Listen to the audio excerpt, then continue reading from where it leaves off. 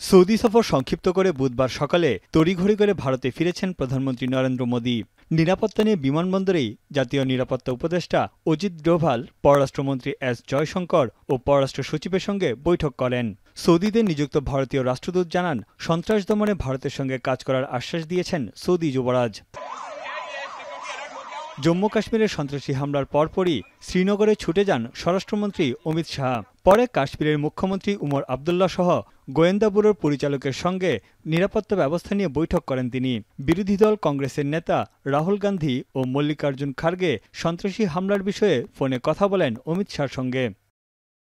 এরই মধ্যে ভারতের জম্মু কাশ্মীরে হামলাকারীদের ধরতে সন্ত্রাসবিরোধী অভিযান শুরু করেছে নিরাপত্তা বাহিনী। রাজ্যের গভর্নর বলেন, পেহেলগামের হামলায় অপরাধীদের চড়া মূল্য দিতে হবে। রাজ্য জুড়ে নেওয়া হয়েছে কড়া নিরাপত্তা ব্যবস্থা। গুরুত্বপূর্ণ প্রতিটি জায়গায় চেকপয়েন্ট বসিয়ে চলছে তল্লাশি। সামাজিক যোগাযোগ মাধ্যমের এক বার্তায় হামলার দায় স্বীকার করেছে কাশ্মীরের সন্ত্রাসী সংগঠন দ্য রেজিস্ট্যান্স ফ্রন্ট বা TRF, যেটি নিষিদ্ধ ঘোষিত পাকিস্তানের বিচ্ছিন্নতাবাদী সংগঠন লস্কর-ই-তৈয়বার একটি ছায়া সংগঠন। 2019 সালে কাশ্মীরের বিশেষ অনুচ্ছেদ 370 বাতিলের পর মাথাচাড়া দিয়ে ওঠে তারা। কাশ্মীর উপত্যকায় অবৈধ বসতি গড়তে চাইলে এ ধরনের হামলা চালিয়ে যাওয়ার হুমকি দিয়েছে সংগঠনটি। প্রত্যক্ষদর্শীরা বলছেন, হামলার সঙ্গে জড়িত 5 থেকে 6 জন বন্দুকধারী পর্যটকদের লক্ষ্য করে গুলি করে। তাদের গুলিবর্ষণে 2 বিদেশি নাগরিক সহ ভারতীয় এক নৌ কর্মকর্তা ও একজন গোয়েন্দা ব্যুরোর কর্মীও প্রাণ হারান।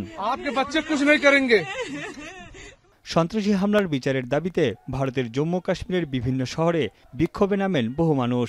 এ সময় অনেকে পাকিস্তান বিরোধী স্লোগান দেয়। ভারতের স্বরাষ্ট্রমন্ত্রী অমিত শাহের পদত্যাগের দাবিও জানায় তারা। इनोसेंट लोगों को मारा गया है जो कि कश्मीर में घूमने आए थे, अपनी फैमिली के साथ घूमने आए थे। यही डिमांड करते हैं यूथ कांग्रेस की तरफ से कि जल्द से जल्द इनको अमित शाह को इस्तीफा देना चाहिए। जिस तरह इन दहशतगर्दों ने ये कायराना हरकत की, हम सब इसकी मजम्मत करते हैं। হামলার নিন্দা জানিয়েছেন মার্কিন প্রেসিডেন্ট ডোনাল্ড ট্রাম্প ও রুশ প্রেসিডেন্ট ভ্লাদিমির পুতিন। ভারতের পাশে থাকার আশ্বাস দিয়েছে যুক্তরাষ্ট্র। সামাজিক যোগাযোগ মাধ্যমে সমবেদনা জানানোর পাশাপাশি মোদির সঙ্গে ফোনে কথা বলেন ট্রাম্প। এছাড়া সৌদি আরব, ইরান, ইতালি সহ বিভিন্ন দেশ সমবেদনা জানিয়েছে। নিন্দা জানিয়েছেন জাতিসংঘ মহাসচিবও।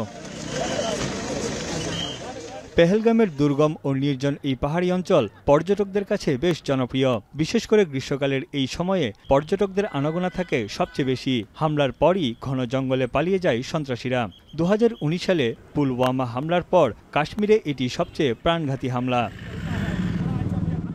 তানভীর জানি, এখন বিশ্ব।